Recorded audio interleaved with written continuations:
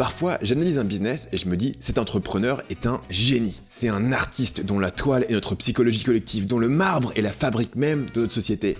Un visionnaire qui joue aux échecs en 3 dimensions. Mais quand même, des fois, je me demande si je vais pas un peu loin. Je suis comme un élève en cours de français qui se demande si l'auteur avait vraiment l'intention de faire une métaphore filée, ou s'il voulait juste écrire une phrase qui claque. Est-ce que l'entrepreneur avait vraiment conscience du génie de sa propre stratégie, ou est-ce que toutes ces théories ont été inventées a posteriori pour essayer d'expliquer son succès?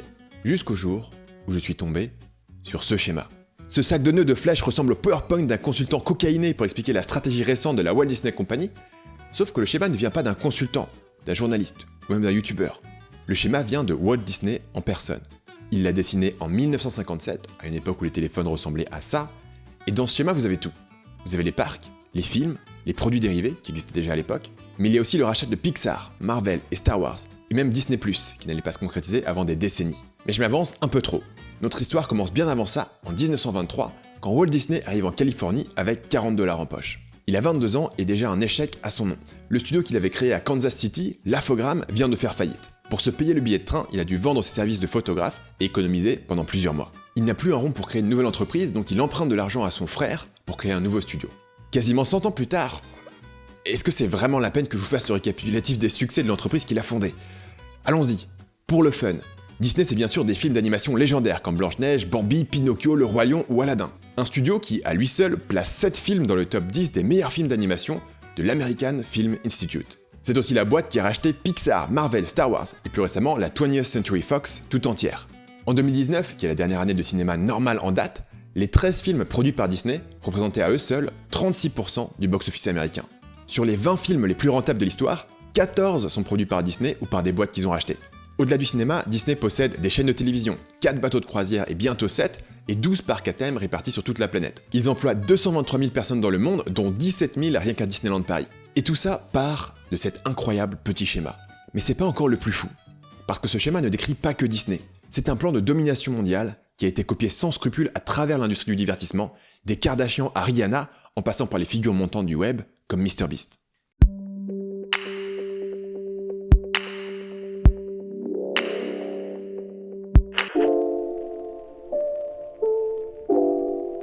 On va attaquer par le cœur du schéma, l'endroit où tout commence, le studio cinéma.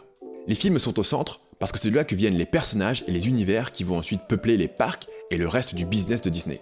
C'est ce qu'on appelle généralement la propriété intellectuelle, ou si on veut utiliser l'acronyme anglais, l'IP.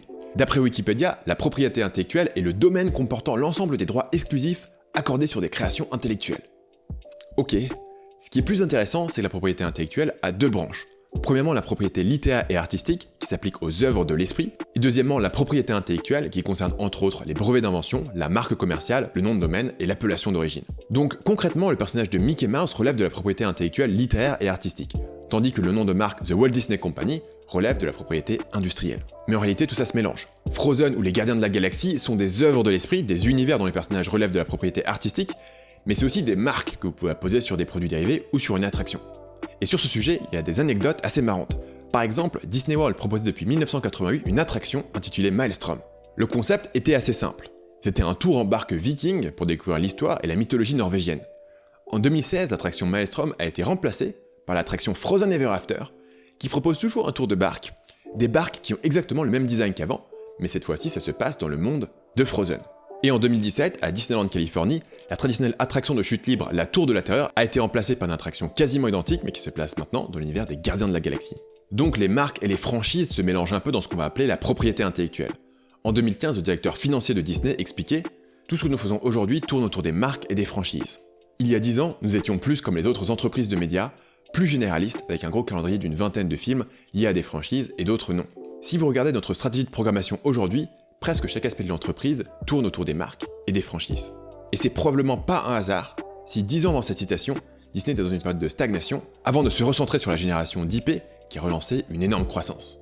On comprend assez facilement les avantages d'avoir une marque forte, que ce soit pour vendre des baskets ou des tickets de parcs d'attractions. Ça vous permet d'avoir plus de marge puisque les consommateurs sont prêts à payer plus cher, et ça vous donne un business qui est plus facile à défendre puisque les concurrents ne peuvent pas légalement copier votre marque. Le problème, c'est qu'une franchise, un personnage, un univers, ça vieillit pas forcément bien.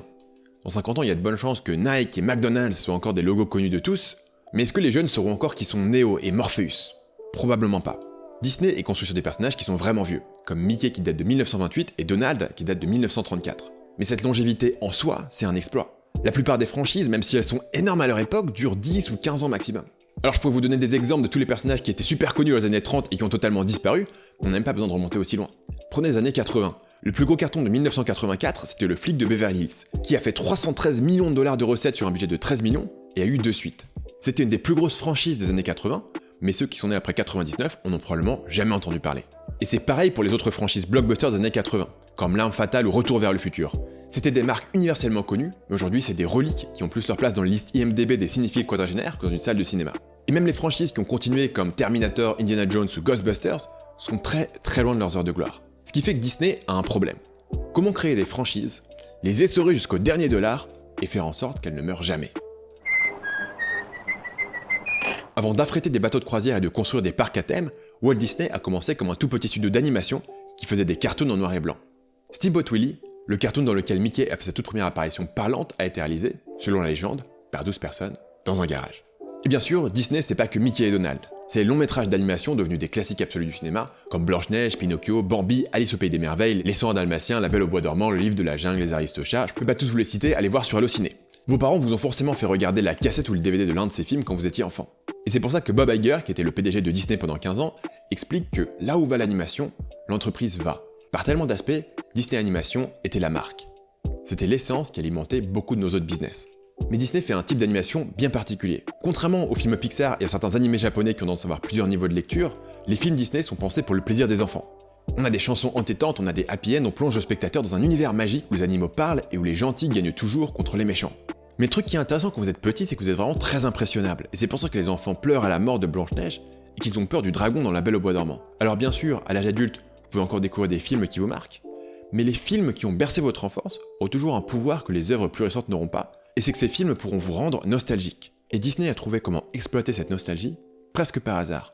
En difficulté financière pendant la Seconde Guerre mondiale, le studio ressort Blanche-Neige en salle pour faire rentrer de l'argent.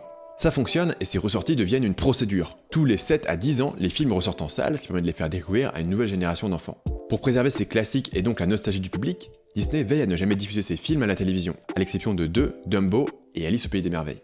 Et avec l'apparition de la vidéo domestique, Disney va combiner ce modèle de ressortie à l'édition des films en cassette. Les éditions cassettes sortent quelques mois après la version cinéma pour surfer sur l'enthousiasme du public. Mais il y a un twist parce que contrairement aux autres studios qui rééditent en permanence leurs films les plus populaires, Disney édite ses classiques en vidéo de manière sporadique. Par exemple, Robin des Bois, qui est le premier film à sortir en cassette, ne sera plus disponible entre 87 et 91. Et Disney jouait ouvertement sur ce phénomène d'urgence avec des pubs qui annonçaient « Achetez vite parce qu'après c'est trop tard ». On January 31st, Mickey will be leaving. So long. Sleeping Beauty will go back to sleep. And Mowgli will go back to the jungle. I want to stay here with you. Goodbye. Because on January 31st, Disney will stop selling the Jungle Book, Sleeping Beauty, and Fun and Fancy Free. Cette politique avait un nom, elle était appelée le Disney Vault, c'est-à-dire le coffre-fort de Disney. Mais avec l'arrivée du DVD, du téléchargement illégal et bien plus tard du streaming, ce genre de pratique n'avait plus vraiment de sens. Donc après les ressorties en salle, puis les VHS à édition limitée, Disney a trouvé un nouveau filon pour exploiter la nostalgie, les remakes. Le remake du Roi Lion en images de synthèse sorti en 2019 a fait 1,6 milliard de dollars, alors que l'original de 94 avait rapporté 968 millions. Autre exemple, le remake de La Belle et la Bête a fait 1,2 milliard de dollars, contre 440 millions pour l'original. Bien sûr, l'ouverture du marché chinois et l'inflation expliquent en partie ces chiffres énormes, mais tous les remakes ne marchent pas aussi bien que ceux de Disney. Par exemple, le reboot de Ghostbusters en 2016 a perdu 70 millions de dollars et généré un box-office inférieur à l'original, même sans ajuster pour l'inflation. Donc Disney a compris comment créer un cycle de nostalgie infini, ressortant ses personnages sous un nouveau format pour chaque génération. Il y a un effet Madeleine de Proust pour les adultes, par exemple la youtubeuse Lindsay Ellis ironise sur le fait qu'elle se réfugie dans les Disney quand elle ne va pas bien. Comme les Disney ont été une partie tellement importante de votre enfance, une fois devenus parents, vous voulez que vos enfants aient une belle enfance, donc vous leur faites regarder les anciens Disney. C'est pour ça que lors de sa toute première sortie en VHS et Laserdisc en 85, Pinocchio a été le film le plus vendu de l'année, avec 140 000 exemplaires vendus. Maintenant que vos enfants ont vu l'ancienne version, quand il y a un remake au cinéma, évidemment vous allez le voir. Et bien sûr, vous les emmenez à Disneyland, où ils vont faire de beaux souvenirs qu'ils voudront retrouver une fois adultes, et qu'ils voudront partager avec leurs propres enfants. Par exemple, un gars appelé Jacob Navoc a refait en 2020 avec son fils la photo que son père avait prise avec lui, et Dingo, à Disney. Ça fait de Disney un espèce de système pyramidal où les parents sont des commerciaux non rémunérés, ou une autre manière de le voir, c'est que Disney a transformé ses propriétés intellectuelles en une espèce de virus mental qui se transmet de génération en génération. Tout ça, c'est super. Mais faire des films que les gens adorent, c'est juste la base. c'est le niveau 1. Parce que le problème avec un film, c'est que c'est au cinéma pendant quelques semaines et puis c'est fini. Vous pouvez vendre des VHS ou des DVD, mais encore une fois, c'est une transaction qui se fait une fois.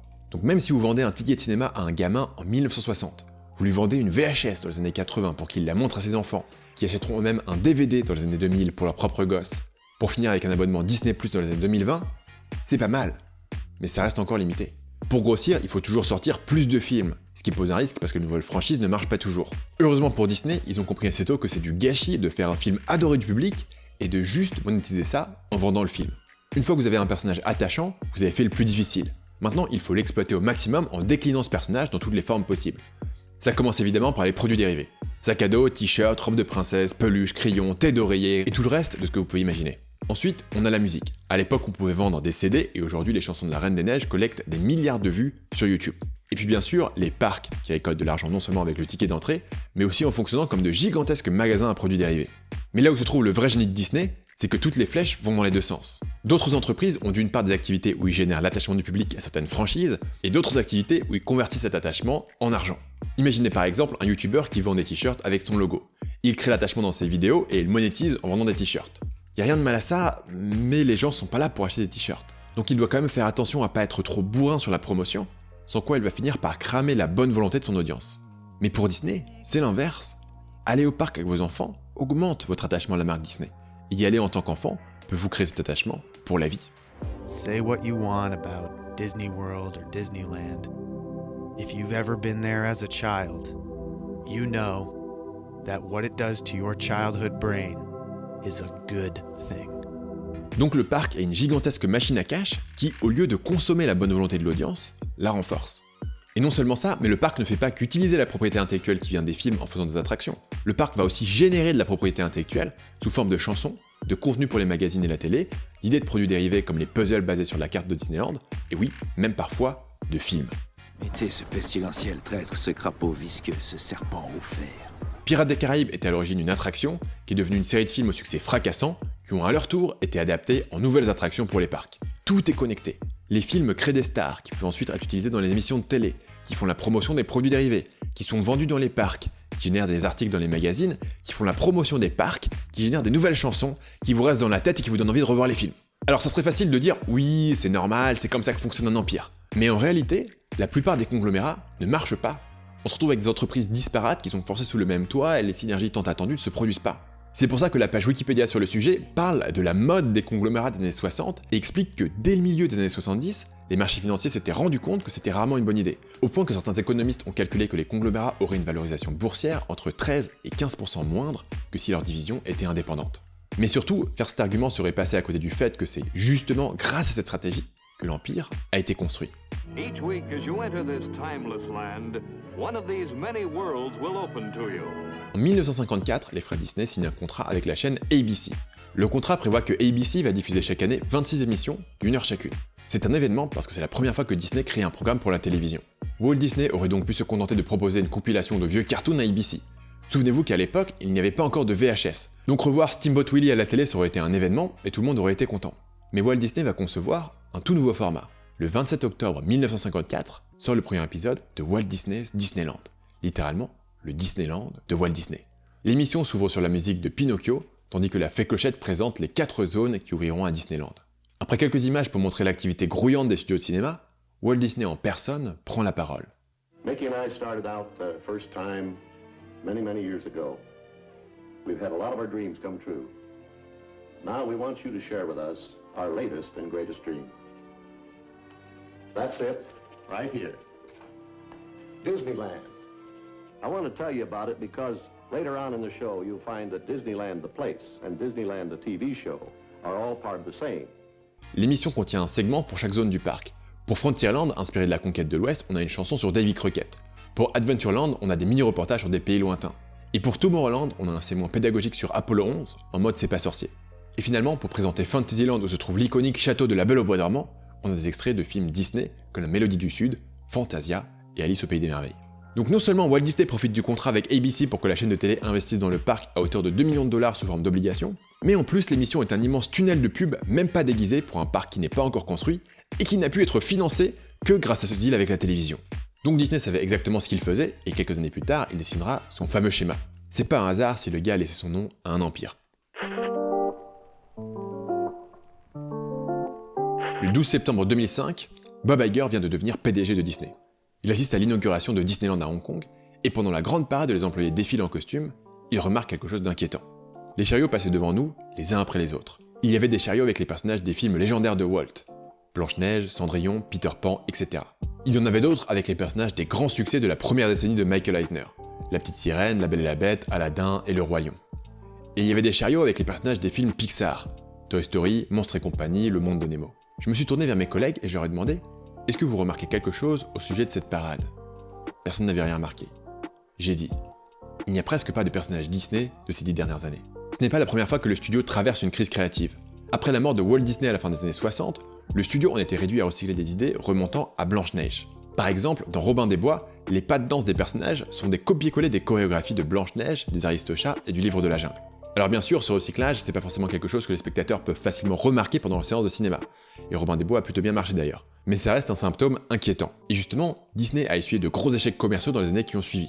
Comme par exemple avec Taram et le chaudron magique sorti en 85. Le film avait un budget pharaonique de 44 millions de $, à l'époque le plus gros budget jamais mis sur un film d'animation, mais il a fait seulement 21,3 millions de $ au box-office mondial, soit même pas la moitié de son budget. Pour vous donner une idée de l'échec que ça représente pour un studio de la réputation de Disney, le film Les Bisounours, qui est sorti la même année et qui a été produit par un obscur studio canadien dont personne n'a jamais entendu parler, qui s'appelle Nelvana, a récolté 34 millions de $ pour un budget de seulement 2 millions. Devant ces résultats catastrophiques, Michael Eisner, qui était devenu PDG alors que la production de Taram était quasiment terminée, a carrément envisagé de fermer le studio d'animation. On parle bien de Disney. Ils étaient tombés vraiment bas. Et l'ironie dans cet échec, c'est qu'en produisant Taram et le chaudron magique, un film bien plus sombre que les précédents, Disney avait l'espoir de toucher une audience plus large. Et ça, c'est le vrai problème du business model de Disney. Quand une entreprise agroalimentaire achète les bons ingrédients et suit la bonne recette, paf, ça fait des chocs à pic, et vous pouvez être assez certain que les clients vont aimer leurs chocs à pic. Mais c'est pas vrai quand il s'agit de créer une propriété intellectuelle. Vous pouvez avoir les bons ingrédients, le pedigree créatif de Disney, les équipes les plus expérimentées au monde et le plus gros budget de tous les temps, et quand même faire un flop. Il va falloir un changement radical de direction avec l'arrivée de Michael Eisner et Jeffrey Katzenberg pour que le département animation retrouve un nouveau souffle. La Petite Sirène, La Belle et la Bête, Aladdin et enfin Le Roi Lion sont à la fois plébiscités par le public et acclamés par la critique. Cette période est souvent appelée la Renaissance Disney ou même le second âge d'or. Mais cette renaissance ne dure que 10 ans.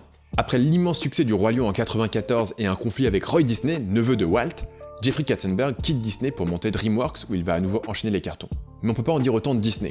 De 1994 à 2010, plus aucun film Disney n'arrive à se placer numéro 1 du box-office américain. D'un côté, il y a une crise de créativité en interne avec un PDG, Michael Eisner, qui jalouse Pixar au point d'en perdre sa capacité de jugement. À l'époque où Pixar développe Le Monde de Nemo, Eisner écrit dans un mémo interne « Le Monde de Nemo va ramener les mecs de Pixar à la réalité. Le film est ok, mais il est loin d'être aussi bon que leurs précédents films. Bien sûr, eux, ils pensent que le film est formidable, mais il ne l'est pas. Sauf que, Le Monde de Nemo, ça va être un véritable tsunami, avec 871 millions de $ de recettes mondiales, pour un budget de seulement 94 millions de $. Pixar va enchaîner sur une suite, Le Monde de Dory, qui va lui aussi être un carton monumental avec cette fois-ci plus d'1 milliard de $ de recettes pour un budget estimé à 200 millions. Ce qui fait que, sans surprise, la franchise de Nemo va se retrouver avec pas moins de 5 attractions dans les parcs Disney. De l'autre côté, Disney a de sérieux concurrents. Pixar évidemment, mais aussi DreamWorks. Le studio fondé par le dissident Katzenberg se distingue notamment par Shrek, qui tourne en ridicule les contes de fées à la Disney. Résultat, Shrek se place numéro 1 du box-office la semaine de sa sortie et totalise 484 millions de $ de recettes. À titre de comparaison, le film Disney sorti un mois plus tard, Atlantide, l'Empire perdu, génère 186 millions de $, soit bien moins de la moitié. Et l'étau va se resserrer encore plus sur l'ancien empire de Walt. Parce que les premiers films Pixar étaient distribués par Disney. Donc même si les deux studios étaient des entités concurrentes sur le marché de l'animation, Disney gagnait de l'argent sur les Toy Story et autres indestructibles. Et en bonus, ils pouvaient aussi utiliser leurs personnages dans les parcs d'attractions. Mais en 2004, les tensions sont tellement fortes entre Michael Eisner, PDG de Disney, et Steve Jobs, qui est alors propriétaire depuis la moitié de Pixar, que Steve Jobs veut mettre fin au partenariat avec Disney. Ça veut dire que Disney va se retrouver pris en tenaille entre Pixar et DreamWorks alors même que son département animation traverse une crise créative. Et même si les parcs continuent d'être très rentables, l'image de marque de Disney repose entièrement sur l'aura de ses films d'animation. Sans nouvelle IP à succès, le vieil empire de Walt risque un long et douloureux déclin. Donc il faut absolument faire quelque chose pour redresser la barre. Et une nouvelle fois, la solution sera d'injecter du sang neuf. En 2005, Michael Eisner est poussé vers la sortie. C'est Bob Iger qui lui succède et il a une idée farfelue. Racheter Pixar. L'idée est folle pour 3 raisons. D'abord, Pixar n'est pas à vendre. Ensuite, Bob Iger est PDG depuis une semaine. Et surtout, Steve Jobs n'a pas digéré son conflit avec le PDG sortant Eisner et est déterminé à ne plus travailler avec Disney. Et si on regarde la situation, il a raison parce qu'il a plus vraiment besoin d'eux non plus. Désormais Pixar devance Disney en termes de box-office, de succès critique et d'image de marque. La seule carte dont dispose Iger, c'est que Disney possède le droit de faire une suite aux films déjà sortis comme Toy Story, Mille et une pattes, etc. Et donc, en position de faiblesse, Bob Iger va lancer une opération séduction. En 2005, il signe un partenariat avec Apple pour que certaines séries phares appartenant à Disney soient disponibles en téléchargement sur iTunes, et la stratégie qu'il a derrière la tête, c'est de prouver à Steve Jobs que Disney fonctionne différemment maintenant que Michael Eisner est parti. Et ça marche. Je cite Iger dans son bouquin, « Jobs m'a dit qu'il n'avait jamais rencontré quelqu'un dans l'industrie du divertissement qui était prêt à essayer quelque chose qui risquait de disrupter le modèle de sa propre entreprise. » Grâce à cette réconciliation personnelle et bien sûr grâce aux 6 milliards de dollars que débourse Disney, Iger obtient gain de cause et Jobs accepte de lui vendre Pixar. Mais le danger, c'est qu'au lieu de guérir la sclérose créative de Disney, ce soit Pixar qui soit détruit par le rachat. C'était l'inquiétude initiale de Steve Jobs qui avait annoncé les risques dès que Iger avait abordé le sujet en prédisant « la culture de Disney va détruire Pixar ». Alors pour rassurer les équipes de Pixar, Bob Iger leur tient le discours suivant. « Pixar doit être Pixar. Si nous ne protégeons pas la culture que vous avez créée, nous détruirons ce qui fait votre valeur. » Mais Iger ne veut pas juste rassurer les salariés de Pixar. Il veut convaincre Ed Catmull et John Lasseter, qui sont respectivement cofondateurs et directeurs créatifs de Pixar, de venir réformer les studios de Disney pour essayer de relancer la machine créative. Ironie du sort, John Lasseter, qui avait travaillé sur Taram et le chaudron magique, avait été viré de Disney plus de 20 ans plus tôt, et la cause, c'est qu'il militait pour l'animation sur ordinateur. Ça s'invente pas. La bonne nouvelle pour Disney, c'est que le plan de Iger va marcher. L'arrivée de Catmull et Lasseter va permettre de relancer le studio d'animation Disney. Réponse sera le premier Disney à passer la barre des 500 millions de dollars depuis la fameuse renaissance Disney.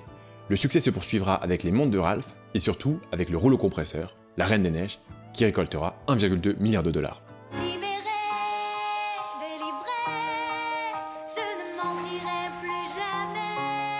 Il y a 2 leçons dans le rachat de Pixar. La première, c'est que dans la course au plus offrant, ça paye d'avoir le meilleur système de monétisation au monde. Dans le bouquin où Bob Iger raconte sa carrière, on voit bien comment ces choses-là fonctionnent. C'est pas aussi simple que de dire « Bon, Pixar font des bons films, on va les racheter ». Parce que c'est évident pour tout le monde que Pixar fait des bons films. C'est pour ça qu'ils sont cotés aux bourses et qu'ils valent des milliards. Donc ce qui se passe, c'est que Disney fait le calcul. Si on rajoute Pixar à notre machine, on peut générer X par an. Donc on peut se permettre de payer Y.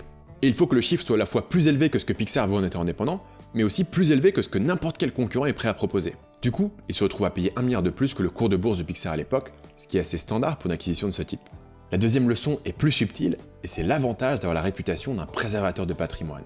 Pixar n'avait pas besoin de vendre, et leur principale peur c'était de perdre leur âme en étant absorbés par une plus grosse boîte. Mais Disney pouvait leur tenir le discours qui était de dire « Regardez, personne d'autre que nous n'a aussi bien préservé une marque aimée de tous pendant près de 100 ans. » Et dans ce domaine, une nouvelle fois, le fait que Disney soit si bon pour monétiser, ça joue beaucoup, parce qu'il y a 2 moyens pour une franchise de tomber dans l'oubli. Première option, elle n'est pas correctement exploitée, elle cesse d'être rentable et elle est abandonnée par son propriétaire. Deuxième option, la franchise est surexploitée commercialement et finit par être abandonnée par l'audience.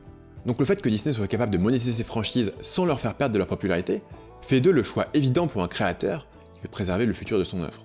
Et ça a clairement été le cas avec le rachat de Star Wars. The great thing about Disney, again, as we were saying before, is that, it's between the parks and all the things they've got going. It's great that we have a chance probably to expand that. And, there's lots and lots of opportunities at Disney that we wouldn't have at any other studio. Dans son livre, Bob Iger relate une phrase prononcée par George Lucas lors d'un de leurs premiers rendez-vous. La première ligne de n'importe quel article qui annoncera ma mort sera « George Lucas, le créateur de Star Wars ». Comme Steve Jobs et les fondateurs de Pixar, George Lucas était très inquiet de laisser sa création entre de bonnes mains. Et le fait que Disney soit aussi capable d'offrir un plus gros chèque que n'importe qui d'autre faisait pas de mal non plus. Mais du point de vue de la stratégie de Disney, le rachat de Star Wars comme celui de Marvel était assez audacieux. Je cite encore une fois Iger. On a fait l'annonce que Disney allait racheter Marvel pour 4 milliards, puis on s'est préparé pour les critiques. Marvel va être édulcoré. Disney va perdre son innocence. Notre action a chuté de 3% le jour où on annonçait le deal. Marvel ou Star Wars, c'est des franchises de films d'action qui rentrent pas de manière évidente dans le moule Disney en mode Belle au bois dormant au Picsou Magazine. Mais sous l'angle du business model, la stratégie est beaucoup plus claire. Parce que ce que Marvel et Star Wars ont en commun, c'est que ce sont des univers qui sont extensibles à l'infini. Marvel apporte une archive énorme de personnages et d'histoires sous forme de comics, et Disney a découvert que même des personnages jusque-là relativement inconnus comme Iron Man ou Black Panther pouvaient faire des cartons s'ils étaient associés avec le Marvel Cinematic Universe. De son côté, Star Wars propose littéralement toute une galaxie dans laquelle déclinent des histoires sous différents formats qui vont du film à la série télé aux jeux vidéo. L'autre manière de voir ces deux rachats, c'est de penser en termes d'âge de l'audience. Le cœur de métier de Disney sur l'animation s'adresse avant tout aux jeunes enfants, et par extension aux parents de jeunes enfants. Mais ça veut dire qu'entre le moment où vous n'avez plus l'âge d'aller voir le dernier Disney, le moment où vous allez voir le remake avec vos propres gamins, Disney vous a un peu perdu. C'est là que Marvel et Star Wars entrent en jeu. Les ados et les jeunes adultes vont aller voir Avengers en masse. Et si vous regardez du côté de Star Wars, les fans de la première heure qui ont découvert le film quand ils étaient ados dans les années 70 ont aujourd'hui la cinquantaine. Évidemment, le succès des parcs dépend en partie de leur capacité à parler à toute la famille. La petite Magali voudra une photo avec Elsa, le jeune Dylan avec Spider-Man et papa avec ses 3 PO. Okay, everybody, let's take it from the top.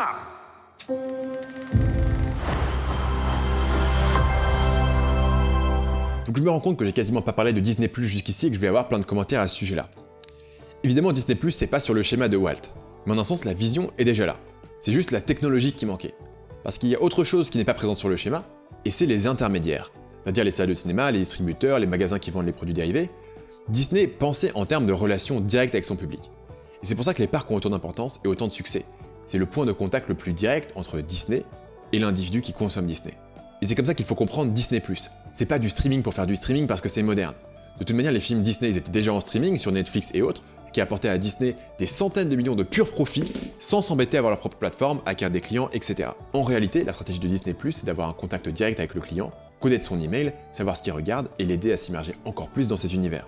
Je pense que ma flèche préférée dans le schéma de Walt est celle-ci, qui part des films et qui explique « Le courrier des fans du studio alimente la liste d'envoi du catalogue ». Imaginez que dès les années 50, Walt Disney avait pensé à ça, et trouvait ça suffisamment important pour figurer sur son fameux schéma. Si vous êtes entrepreneur, vous avez sans doute déjà eu cette inspiration, où vous buvez un gros café, et tout d'un coup vous sentez une inspiration. Vous vous mettez à dessiner un schéma de votre business qui montre comment vous allez faire x10 et tout semble logique et connecté et inévitable. Et puis quelques jours plus tard, vous retombez sur votre feuille de papier et vous n'êtes pas trop sûr si vous avez eu un coup de génie ou juste un coup de mégalomanie. Et ce que j'adore avec le schéma Disney, c'est que ça nous montre que oui, c'est possible d'avoir une vision complètement grandiose, de faire un espèce de schéma et de la concrétiser. Mais il y a une leçon plus spécifique pour tous ceux d'entre nous qui créons du média. Et on est de plus en plus nombreux à l'époque de YouTube, TikTok et Instagram. Et cette leçon, c'est qu'il faut diversifier vos sources de revenus. Créer des vidéos ou raconter des histoires, c'est un moyen génial de gagner l'attention et même l'affection d'un public. Mais vendre ces médias est rarement la seule ou même la meilleure manière de gagner de l'argent. On peut prendre l'exemple du joueur du grenier, une des institutions de YouTube français.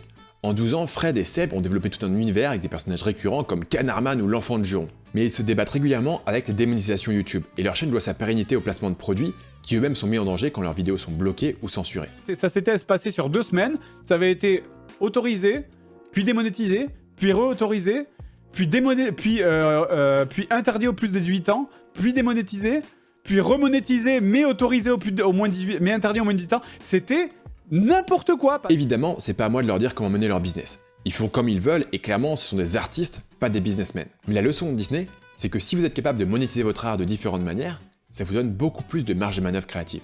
C'est pour ça que de plus en plus de créateurs sur internet se mettent à lancer leur marque, et pas seulement pour vendre des t-shirts. Prenez par exemple la youtubeuse Shelby Church qui a 1,6 million d'abonnés et fait des vidéos tech et lifestyle qui tournent généralement autour de l'argent. Un sujet particulier sur lequel elle a déjà enquêté, c'est comment les gens gagnent de l'argent sur Airbnb.